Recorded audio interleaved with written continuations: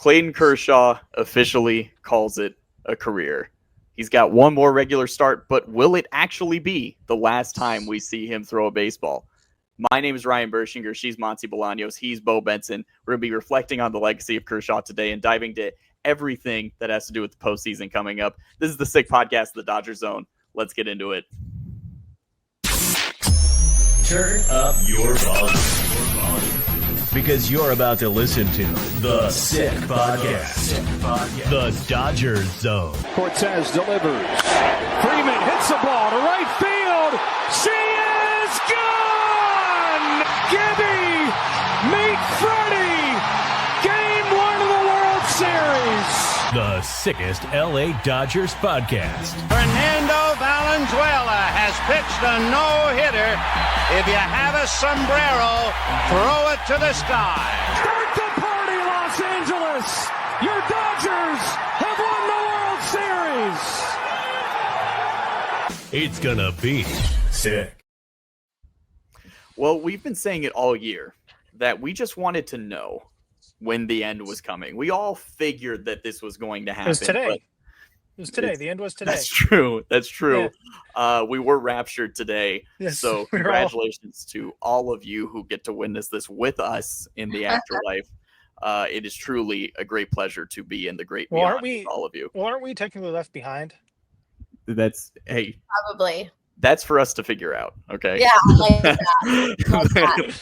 We will now have to spend the rest of our lives trying to figure that out. And once we hit 100 years and we haven't aged, maybe we'll get the clue around then. But until then, I'd like to believe that, we all made it together. That's true. And we deserve it. Because who deserves it more than Dodger fans, right? That is us truly blessed ones. Yeah. So Clayton Kershaw officially calls it a career.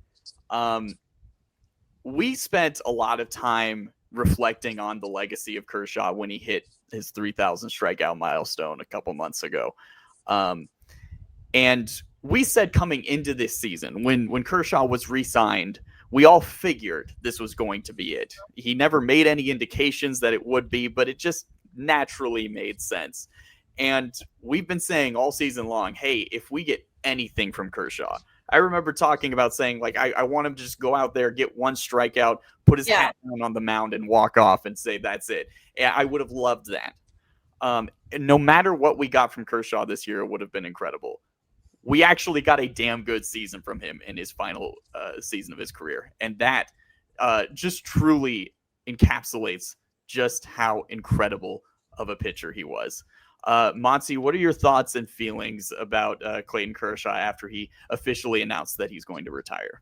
Yeah, I think you said it, Ryan. We all kind of expected it. No one thought that we would be seeing him come next year, but to officially, I don't know, hear it and like to actually live it and watch that, that was his last regular season start at Dodger Stadium after 18 years. It still hits a little hard, right? Even though you're expecting it, you're just kind of like, damn, that's it. Like, and he announced it at the very end because he had to say something. He had to, even though it was like a short notice, still like you had to say something for the fans to know. And I'm just so glad that his final year seems to be ending the way it is.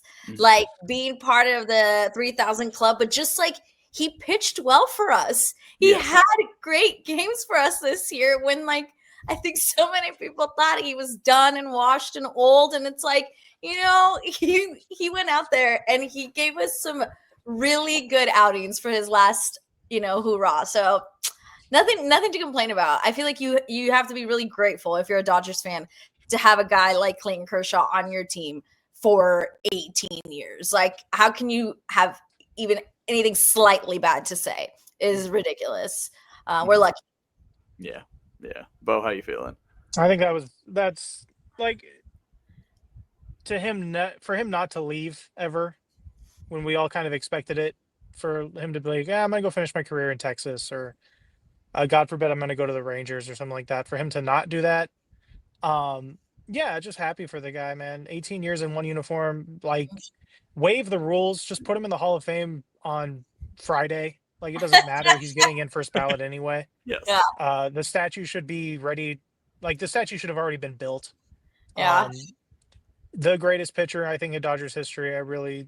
Maybe it's recency bias. I don't know, but I think he is. Mhm. And yeah, like the lack of respect from some people, really just quite sad. Just miserable. I don't get it. I don't get it. Makes There are no a lot sense. of guys. There are a lot of guys that have bad postseason performances because baseball is entirely about sample sizes. And lots of guys are bad in the postseason. Tons of guys are bad in the postseason. There are guys that are good in the postseason. They can't do shit during the entire 162 game season. So yeah, I don't care about the postseason stuff. Doesn't matter. Does not matter to me. I watched this guy for what 15, 8, we watched him for his entire career, but we watched him intently for 16, 17 years, and just every night it was greatness. Very rarely was there ever like a blow up Kershaw start. Yeah. Yeah. And we talked about this. I think some of our best content has come from our episode. It was right after the 3,000 strikeouts. So I encourage listeners to go back and check that one out if you missed it, because I think that really captured just how strongly we feel about Clayton. But just to kind of reiterate some of those points, when you talk about big moments and big games in the playoffs, I think about his game one in 2017, where he was absolutely dominant. 7 innings of 1-run ball in his first career World Series start, completely shut down a team that was cheating. Came in relief in Game 7, pitched 4 shutout innings in literally a Game 7 of the World Series. Like, Clayton has absolutely performed in big games. Yep. There were times where he was left in too long, and Don Mattingly would overextend him, because also he was Clayton Kershaw. Of course, he was the best pitcher on the roster, but at the same time, there was also a bad bullpen behind him. So Clayton would be overextended in these games, and then Pedro Baez would be the first person out of the bullpen. And I remember, I haven't seen the stat recently, but there was a period of time in which Clayton Kershaw's inherited runners, where the bullpen inherited his runners in the postseason, they would score something like 80 to 90% of the time. And the league average is like 20%. Bullpens were historically bad at supporting him, and that, of course, inflated his postseason ERA. He also had that start in Houston in the 2017 World Series against, again, a team that was cheating in Houston, and for the first time in his career, he was not able to hold a 7-run lead. That was the first and I believe only time that's ever happened to him, again, with a team that was cheating in their home ballpark. Yeah. Didn't get a swing and miss on a curveball in that game, I think. Exactly. Yes. That's correct. It just makes so much sense. Right.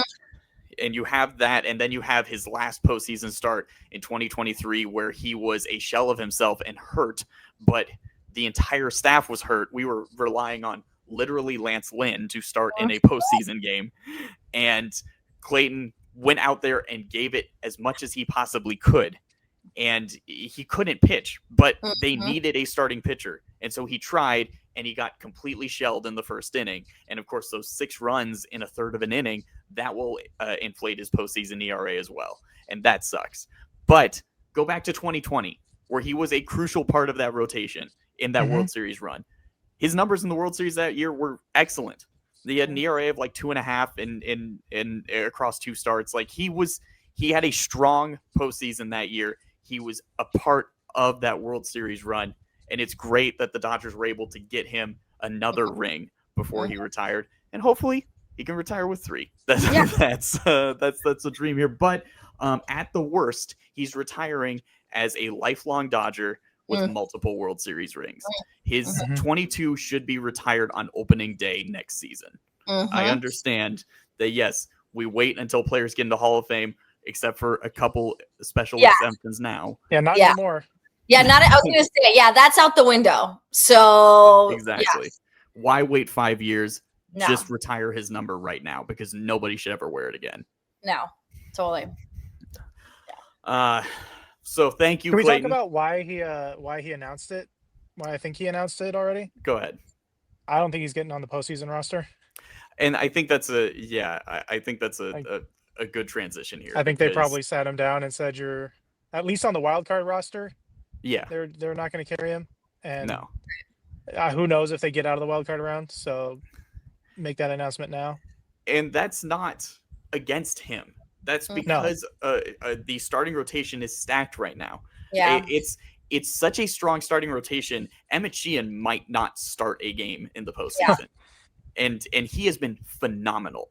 His last outing was just incredible. Got no run support, but he 7 innings. What it was, 1 hit, 11 strikeouts, 10. Incredible stuff. He is the best pitcher that nobody's talking about in Major League Baseball. Like he's buried on this starting staff, but if he's doing this on any other staff, he's their ace. At worst, their number 2. He's just been incredible, and he's probably, at least in a 3-game wild card series, he's not going to start, which is a good thing because in a short 3-game series, you can now use Emmett Sheehan out of the pen, and that's a huge bonus. Yeah. Yes, Monse. No, I understand the logic there, and it's like if he goes to, he needs to play. Like even if he's not a starter, I need him to get some reps in the wild card. Like I want him to stay, hot. And I hope they use him even if it's just for a little bit because it's too stacked. But I feel like he cannot. I don't want him to like miss a beat. You get what I'm saying? Yeah. Oh yeah. Yeah. I think that's important, especially since he wasn't able to pitch last season. So, and off the top of my head, I don't remember if he got any action in the 23 postseason, but it would be important for him to at least get some exposure with the way he's pitching right now to be able to be plugged into a postseason game in that sort of atmosphere with his ability at the moment. I think would be great for him. Exactly. It's just obviously the big question mark is with Blake Trinan. Like he's has been just terrible, and it's kind of like, do you like? They're holding on to hope because of what he did last year. Like the belief is still there. It seems like for like the team with Blake Trinan, and it's like, all right, so how long is this belief gonna last here? Because just of what he did last year, it's almost like I don't need to see you in the wild card. I don't need to see you at all. I think I saw he's lost like 5 straight decisions. Yes. And the last 5 losses that the Dodgers have had, Blake Trinan is the losing pitcher in those games. That rocks. That is,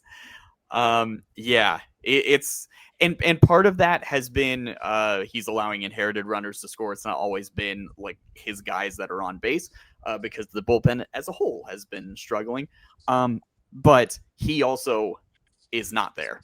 And that is a huge loss because he was so significant in the bullpen last season. He's been significant in every postseason run that he's been a part of.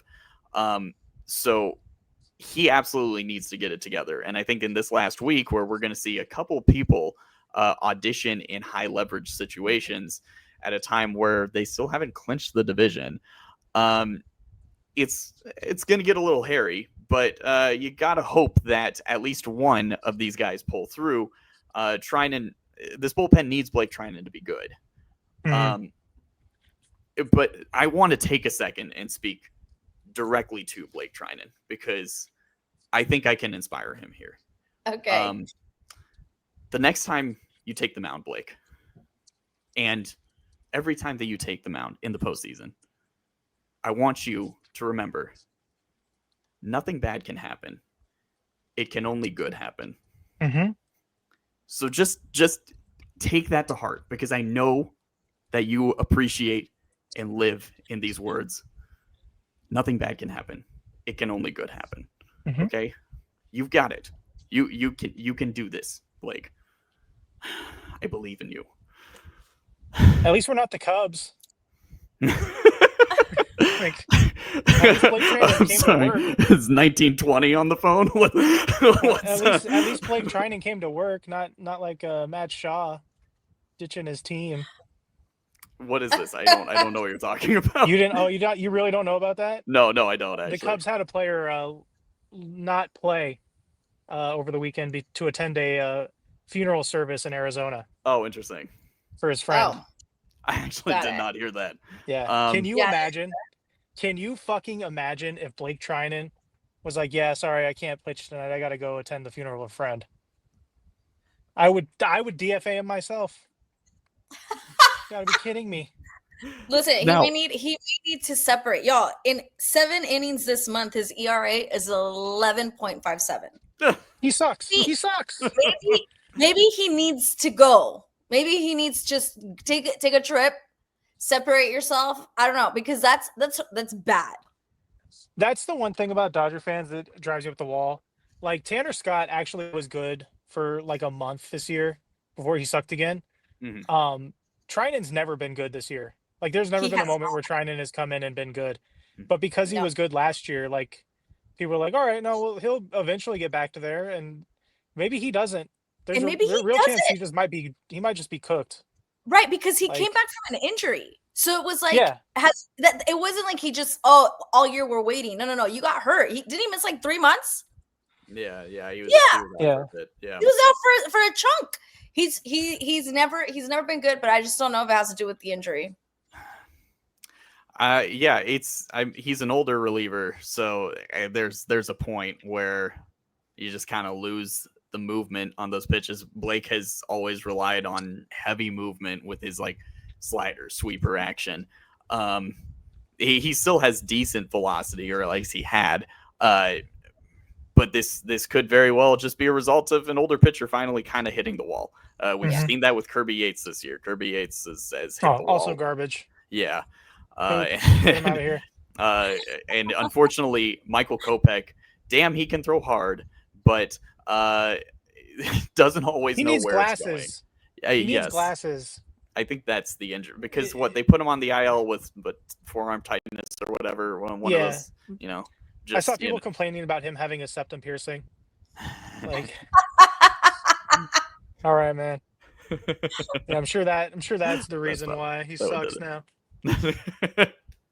But let's talk about somebody who may actually be a huge difference maker in the bullpen, hopefully, and that's Roki Sasaki, a person that we haven't seen pitch in a long time, and he had a couple rehab assignments. And in his first rehab assignment, he was throwing like 94, and people were losing their minds. And a 94 might be generous. It might have been like 91, 92. Like he was sitting incredibly low on his fastball, and people are like, "Oh my god, this is what have we done? We have destroyed this kid." And then the next outing, he comes out and he's hitting 100. And so I don't know what happened. I don't know how that happened, but hey, great. So hopefully Steroids, dude. Listen, I think he probably just got more sleep that day. Okay, Yeah. He's That's it. a young kid. He should be hitting 100. This is why we got him. That's his ability. Is he tops out at 100, 101, 102 even, when he is absolutely on his game, and he's got plus breaking stuff. This is the future. We should still absolutely believe in Roki Sasaki, and I think this is actually a great situation for him to come on in this last week of the season. We're not looking at trying to extend him in any sort of way. And if he's already hitting 100, just throwing a couple innings in AAA or wherever he was doing his rehab, give him a shot and give him, a couple relief outings in this week and see if he can, in fact, be an impact arm on the bullpen, because I say this knowing I'm damning him, but I don't think that this can really go poorly, because if he struggles this week, then he's just not on the playoff roster. That's it. Yeah. And that's fine. If he comes in and throws one inning of relief in multiple games and does really well and doesn't feel any sort of pain from having to adjust to throwing in such a short amount of time, then you put him in the pen and you use him as a weapon in the postseason, and that's huge. Mhm. So I think that this is great news. It is again giving him an opportunity to rebuild that confidence, because we all know he has elite ability. Everyone knows that's why he was so heavily sought after in the offseason. That's why he chose to come over a year early, because Major League Baseball has been begging for his talents. We know it's there. I think he just unfortunately wasn't fully ready at the start of the season, and that kind of shook his confidence. And then he had to go through the injury process and everything.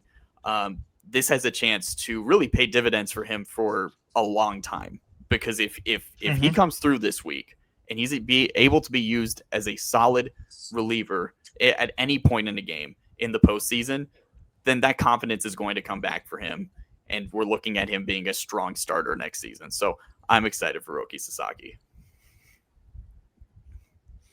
That's all that needs to be said. Yeah. Brock Stewart's dead. I mean, is that the late? I thought they said that they were still giving him a couple days, but is it? Yeah, is it they're giving him a couple days, but I mean, come on, man. He's been put out of his misery. We'll see. I mean, hopefully there's a shot there. I guess Will Klein throws 100, so yeah, keep giving him another look. I guess that's interesting. Yeah, that's So I think that's kind of all the bullpen notes that we're looking at. It's not fun talking about this bullpen. That's why I get so excited about talking about Roki Sasaki coming, because there's nothing fun about the bullpen. If this bullpen didn't suck so much, the division would be done already. Yeah. They'd have won like 131 games, dude. That's stupid. That's very true. It is interesting that there's nothing to lose, right, with throwing Roki Sasaki out there. Just when you thought there was no way in hell we're going to see him pitch, this is how desperate the Dodgers are right now, because the bullpen has just been so awful. And so there's nothing to lose with Roki Sasaki. The really good thing, and I agree with you, Ryan, is like, since these games against the Diamondbacks aren't just throwaway games, the Diamondbacks are trying to get in there. And so these are going to be big leverage moments, which is exactly what Roki needs to get out there and kind of like shake it off. Like, if there's anything in there, this is a perfect time to do it. And like, maybe the Seattle, right? We end with Seattle, right? After the Diamondbacks. Maybe the Seattle series won't matter as much. That would be like ideal situation, that it doesn't go all the way like that. But this series does matter. So it's like, throw him out there. And like, what's the worst that can happen? That it doesn't go well. Literally what we've been living through this entire month. So might as well give it a shot. Right. I really hope they wrap up the division before getting to Seattle. Yeah. Because I don't want to be, looking too far down the road here, but just want to put it out there. The Mariners could easily get to the World Series. Yes. And the Dodgers could. So you don't want to kind of show any portion of your hand in those last 3 games. And so hopefully they don't matter. Kershaw will have his final start in Seattle, which I'm okay with, because I think that's a fan base that will be kind to him. Yes. I appreciate that. And then hopefully by that time they're so wrapped up that, I don't know, have Justin Robleski like pitch 6 innings, like, why not? Let's what's Bobby Miller doing? Like, what's Bobby Miller doing? Come on to hang out for a bit. Like, the good news, the good news is you can just sweep Arizona and just be done with it. Yeah. But also, like, if you only win 1 or 2, Arizona does play the Padres to end the season. Mm-hmm. So if Arizona's fighting for a playoff spot, that makes that series more interesting, I think. Yeah. Whereas a month ago, it seemed like, wow, the Padres really got let off here at the end of the year. With the Diamondbacks at the end of the year. Yeah. So that's a weird one. So the final 6 we've got in Arizona, then in Seattle. Let's talk about. This kind of, it still connects to the bullpen a bit. So the last time that we recorded, Beau and I recorded. We typically record on Tuesday evenings. Listen, I understand it's not ideal. Okay, we get these episodes out the next day, and it's like, oh, you recorded before the game. Why'd you do that? There's a lot of moving parts here. Okay, as we've said many times, doing a podcast with your coworkers is a logistical nightmare. So I apologize. But we recorded, and the game that night, Ohtani started. And then he threw 5 no-hit innings, and then was pulled from the game.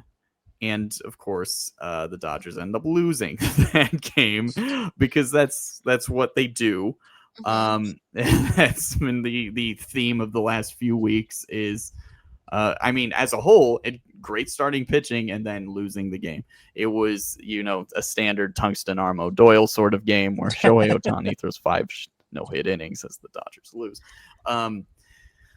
Listen, first off, there were a lot of takes about like, oh, Dave Roberts, here he goes again, pulling guys from no hitters. Okay, one, was there any reality where Shohei Ohtani was going to throw 9 innings in that game? No, no.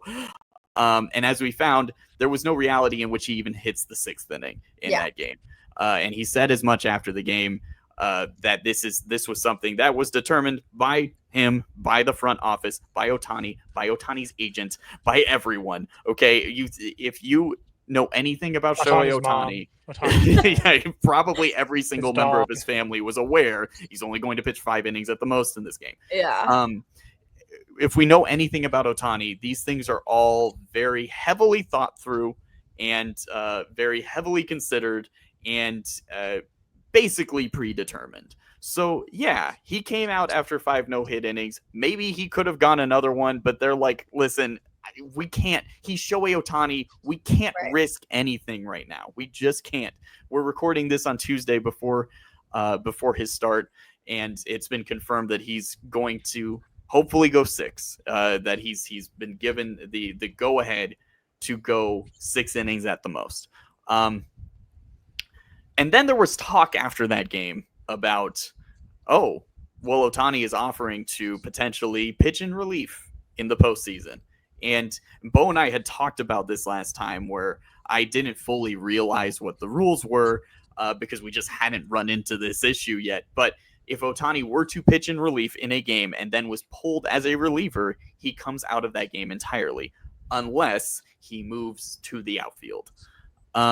So he said as much as like, I'm interested. I'm willing to do it, which I love that he's saying that he's willing to do these things. That's great. He is a true team player, as we know, by accepting literally no salary, so that way he can have great teammates around him. We know that Ohtani is a great teammate.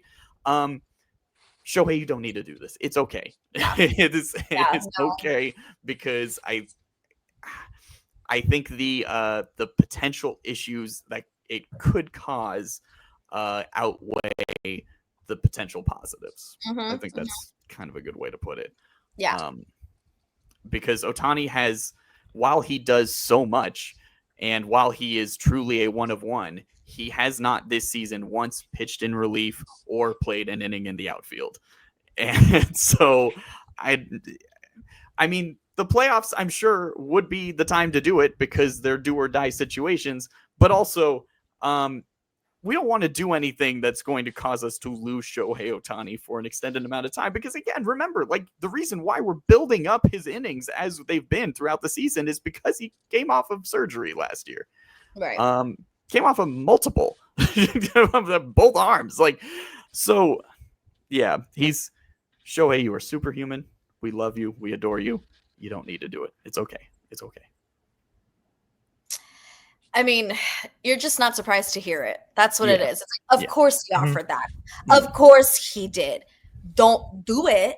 We're not there. The desperate, I get you want to get Teoscar out of the outfield, probably Ohtani, but we're good right now. We're good. But it's not surprising. And I agree. I don't think it's worth it.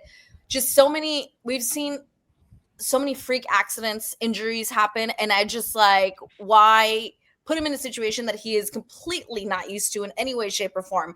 So this is not hitting and pitching, which he already does. So I also don't think it's worth it at all. As awesome as it would be, of course it would be awesome, but no, that's risky. Can't have surgery when you got to lift another MVP trophy. And that brings us to something that I kind of want to wrap up the show with is looking back on this season as a whole. If we were to name a Dodgers MVP, it's Shohei Ohtani. Okay, yes, he's going to win MVP for the National League again. I don't know when that's going to end, which is great. That's a great problem to have. Who knows when he'll get his? He could retire with 10 MVPs, and that would just be phenomenal. And every single one deserved. He deserves it again this year, and it's truly exciting that he's going to get. But let's make our Dodger MVP ballot. Because I think that's a good way of then recognizing who else is worthy of MVP consideration when it comes to the Dodgers.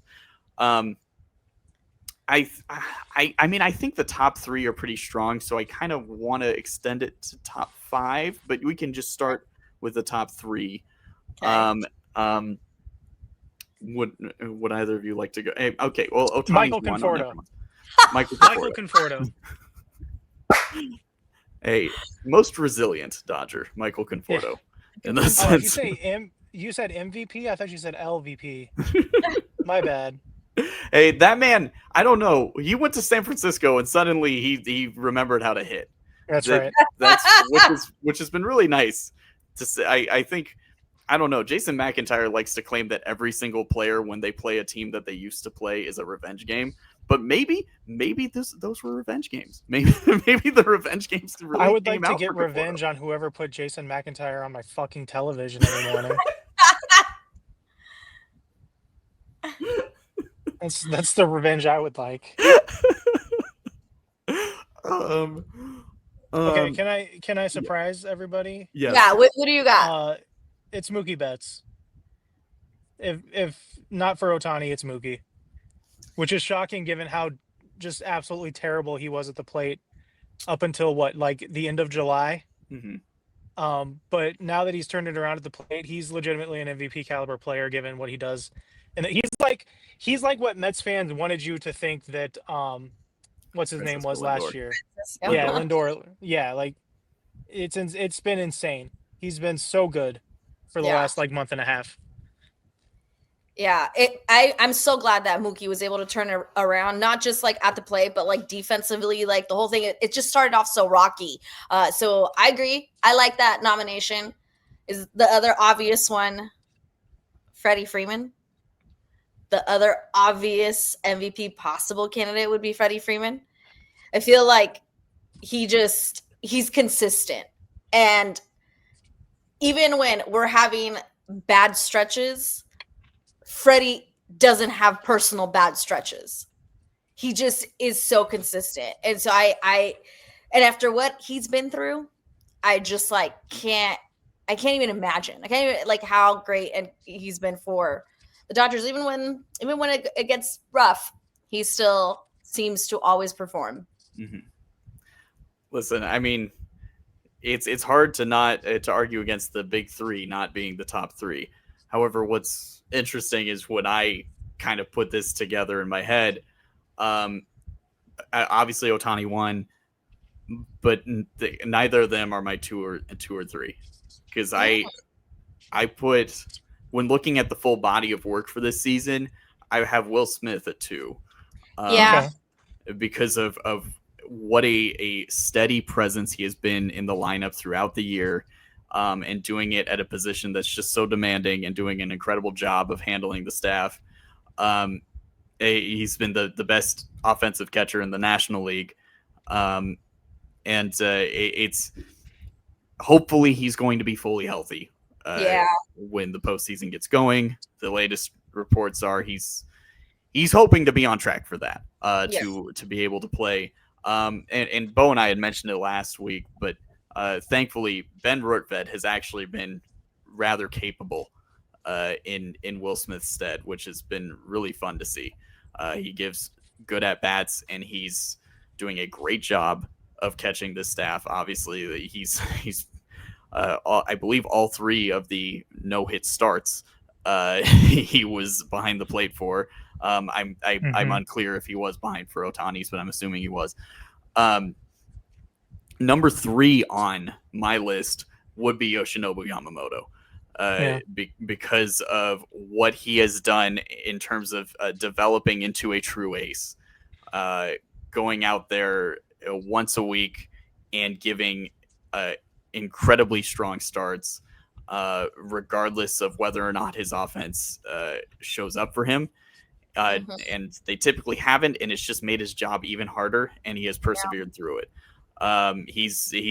It has been so great watching him really blossom into the pitcher that the Dodgers hoped he would be when they signed him just a little less than 2 years ago. Already for Yamamoto to be one of the best pitchers in baseball, and he's in year 2 of what, like a 13-year deal, like so good. So he's just been incredible. He's probably going to be a game 1 starter in that 3-game series, and that's huge. And he's not on the ballot because he missed plenty of time, but watching Blake Snell, especially over the last month, be such a dominant big game pitcher, it really excites me for what we're going to see from him in the postseason. Of course, in his last outing, he was brilliant. Dave went out there to look at maybe pulling him. Blake said, "Listen, I got it." Dave goes, sits down. This is against the Phillies. So we needed a huge game. Yes, it needed someone to tell Dave to sit his ass down. Yeah, and for him to not only do it, but then to follow through and deliver in the way that he did. Oh God, it's awesome.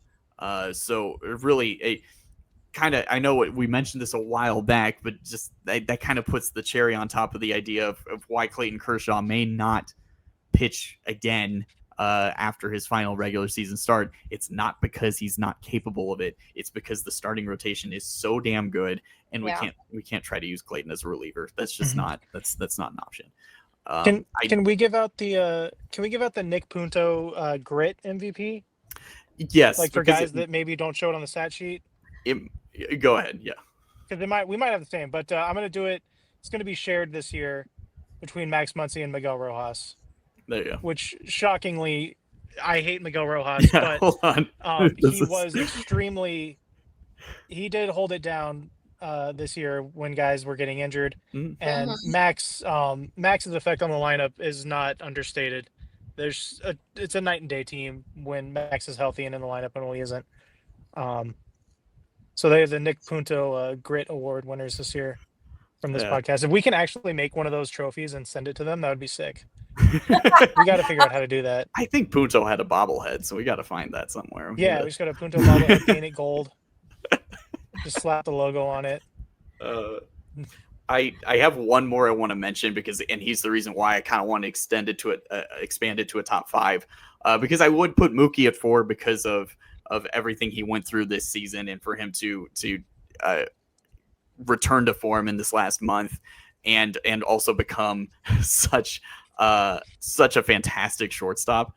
But my number 5 would be Andy Pages, because he really deserves recognition for just how strong of a contributor he was this season. The fact that he truly became an everyday center fielder, playing really damn good center field, which was something we didn't fully see coming, and being a presence in the middle of the lineup who was able to drive in runs and able to constantly produce. He was a not super highly touted prospect, but high enough. He was a top 100 prospect, but still, those guys you don't fully know if they're fully going to turn into something at least of an everyday player. And Paez this season proved that he's got a 10-year career coming in Major League Baseball, and that's huge. And so it's great for him to be able to lock up center field for the next few years for the Dodgers. And given the state of the rest of the outfield this season, it's been great to have somebody as reliable as Andy Pages come to the forefront. So I think that's the full-fledged Dodgers MVP ballot. I think these guys obviously the stars have come through, but there's a couple guys like Pages who have really shown just how crucial they are, and are hopefully going to be crucial in the postseason. Yeah. Kirby Yates coming through. Chris Stratton. You remember Chris Stratton? Let's put him on the ballot. Kike pitch sometimes. How about Chucky Robinson? He had a good bunt the other couple weeks. That's right. All right, so it's going to be interesting to see what happens in this last week here. The Dodgers should win the division, which is wild to say given the way this season has gone, given the fact that there are times that we felt like we were watching a really bad team. And that just shows you just how talented this team is despite all that, they should still win the division. I know it's possible that they don't, but the numbers are still on their side, which is good. That's good. Yeah. And I hope they do, because I think home field in a 3-game series definitely makes a difference. Huge. God. Yeah. I'll be honest. So last time when Beau and I were talking about postseason, starting rotations and everything, I kept talking about them in reference to a 5-game series because as a Dodger fan, we just haven't thought about the fact that you might have to actually play a 3-game series in the postseason. What is this? So yeah, that's I just straight up didn't think about it. I had already put them into the division series, and that was a mistake on my part. But hopefully, I was doing a good job of talking about games that they're going to play in. I guess. I don't know. So yeah, we've got a 3-game series coming in that first round. You figure, Yoshi, Snell, Glasnow, that's as tough of a 3-headed monster to beat as there is in baseball. Yeah. So if they can't win a 3-game series with those 3 guys taking the mound, what are you gonna do? Yeah. It's literally, again, it's a 3-game series, though. Anything can happen. The Dodgers the Dodgers were swept by the Angels in multiple 3-game series this year. So that's just to put that out there and remind people that that's the sort of thing that could happen. But, if they get swept, then, hey, we only have to deal with it for 2 games. So that's true that. Fun. All right. Just to wrap up. So we are the Sick Podcast, the Dodger Zone. I'm Ryan Bershinger. She's Monse Bolaños. He is Beau Benson. There's this new thing on YouTube where viewers can now hype the video. Woo! So I don't know how that's done. Do it. Maybe you all could teach me. Figure it out and do it. If I don't, I'm sure there's a button to push. I don't think hyping, while I appreciate it, if you just kind of yell at your screen and be like, hell yeah, go guys, it doesn't fully count. So there should be a hype button. So if you've made it to this point in the podcast, we would really appreciate it if you hype us up to prove that you made it this far, which is so kind of you. We are very very unworthy. So thank you for all your time. And of course, if you haven't already, be sure to follow us and like the video, and you can check us out on Apple, on Spotify, wherever you get your audio formats for all your podcasting needs. All right. So next time we talk, we're going to be talking about a postseason series. Yep. Hopefully that's in Los Angeles, maybe against the Reds. That'd be fine. I like that. Yeah, probably not the Padres. I mean, I guess it could be, but I really don't think it could be. Are they high? They're high enough up, aren't they? Yeah, I think it's the Mets or the because they're close enough to winning the division. So I think it's probably going to be Padres Cubs in some manner, and then it will be us against either probably the Mets or technically the Cardinals are still alive. I don't know, unless they just lost. I don't know. They're playing technically the Giants are still alive. And by the way, the dream is still alive for the Giants. The Giants can still finish the season 81-81. Which would then put them at an even 500 for their last 500 plus games. That sounds like a joke. It's not, which is awesome. And it's something I saw this graphic, it was a week ago, but it was over their last 60 games, they're 500. Over their last 100 games, they're 500. Over the last 200 games, they're 500. Over their last 500 games, they are 500. So it is the perfect mid. It's the Diamondbacks. Okay. That's the other team that we could. Yes. Yeah. Yeah. And the Dodgers could take care of that. They have a say in that with this 3-game set. It can't be the Mets, though, because remember, even though they made the playoffs last season, the New York Mets are not allowed to go to the postseason. Nope, it's a rebuilding year. Into the CBA. It's They a are rebuilding not year. allowed. They spent $1 billion on a 30-year-old DH, and it's a rebuilding year. Fucking hell. Jesus. So we'll find out. We'll find out, and we'll talk about it next time. We'll get you guys ready for the postseason as the Dodgers kick off their full-on title defense in 2025. So again, my name is Ryan Bershinger. She's Monse Bolaños. He is Bo Benson. This is the Sick Podcast, the Dodgers Zone. We will catch you all next time. Domo arigato, everyone. Thank you very much. Ciao. And that's a wrap. Hope you don't miss us too much until next time. Follow the Sick Podcast, the Dodgers Zone, on YouTube, Google Play, and Apple Podcasts.